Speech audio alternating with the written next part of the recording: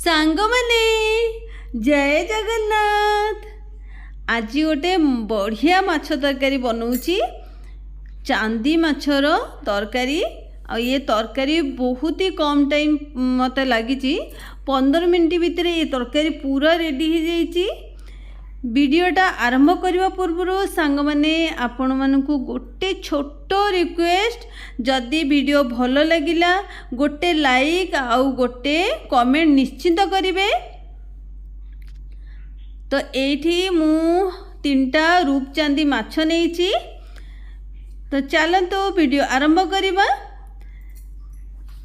एठी मु माछ को बहुत भल भाव सफा कर नहीं आउ टिके टिके काटी नहीं, टिके टिके छुरी मारिकी काटी नहीं, बेसी भल से काटिनी, बस टिके टिके चिरा लगे नहीं कटा काटी देइछि माछ को। तो मुझे लुण हल्दी गोले देइछि आउ टिके तेल नहीं, गोटे कड़ई नहीं, कड़ई टिके सोरिष तेल नहीं आउ एमती आमे माछ को प्रथमे भाजी नबा। भाजी सारा पर माछ खाइबा जेते टेस्ट ना सांग माने। तो मुझे सबुजाक माछ एमती भाजी नौची। देखंतु मुझे सबुजाक माछ भाजी सारानी। ए जो माछर तेल बड़ी तादे आमे 3टा मु पियाज टिकी छोट छोट करी काटिकी मादे तेल रे पकई देछि। पियाज भाजी हो भितर चलंतु मसला बनैबा।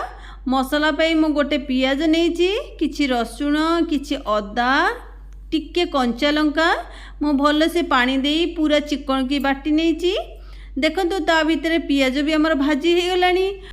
मु एठी काश्मीर चिली गोटे चम्मच देइछि, टिके राग वाला लंका गुंड देइछि।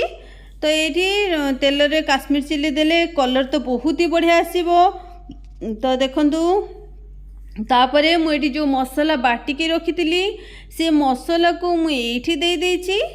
मसला को दे सारिया परे आमे टिके तेल रे मसला को कषिबा। मसला तेमती तार कंचा अंश कटिजिब से पर्यंत मसला को तेल रे भाजिबा। तो एठी देखंतु 3-4 मिनिट मसला को भाजी सारा परे देखंतु मसला धीरे धीरे तेल छाड़िया को आरंभ कलानी। ता माने मसला आमर बहुत भल भाव सिझी गलानी।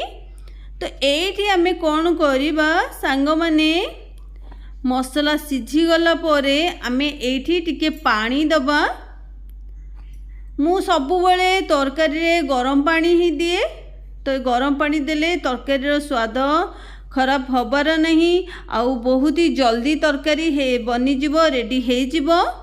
तो मुझे मसला रे टिके पानी देइछि। पानी दे सारा परे मसला फुटिबा को आरंभ कलानी। देखंतु एठी मसला बहुत ही भल भाव फुटी गलानी। तो मुझे टमाटर 2टा बड़ टमाटर पूरा छोट छोट करी काटी नेइछि। तो मुझे टमाटर को भी दे देइछि। टमाटर को दे सारा परे आमे टिके मसला को सिझेले। तापरे मु एठी देइछि आधा चम्मच जीरा गुंड आउ गोटे चम्मच धनिया गुंड। जदि आपण चाहिबे मसला देरे जीरा धनिया पकेकी बाटी पारिबे। तो मु एठी न बाटिकी एठी गुंड देइछि। तो मु एठी तरकारी पाई कि जेतिकी आपण झोल रखिबे आउ आलू यूज करिवे से हिसाब रे लूण देबे। तो मु एठी मेजरमेंट करिकी लूण देइछि। लूण आउ हलदी देकी एठी घोड़े नेइछि।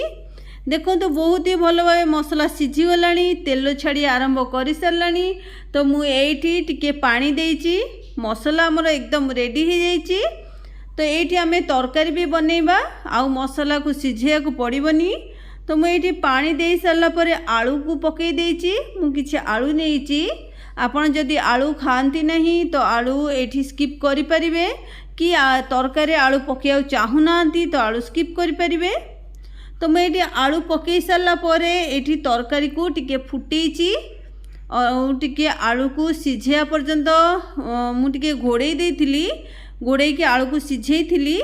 तो ये आलू भी बहुत ही भल भाव सिझी जाइछि। तो मुझे माछ गुड़ाक पकई देइछि।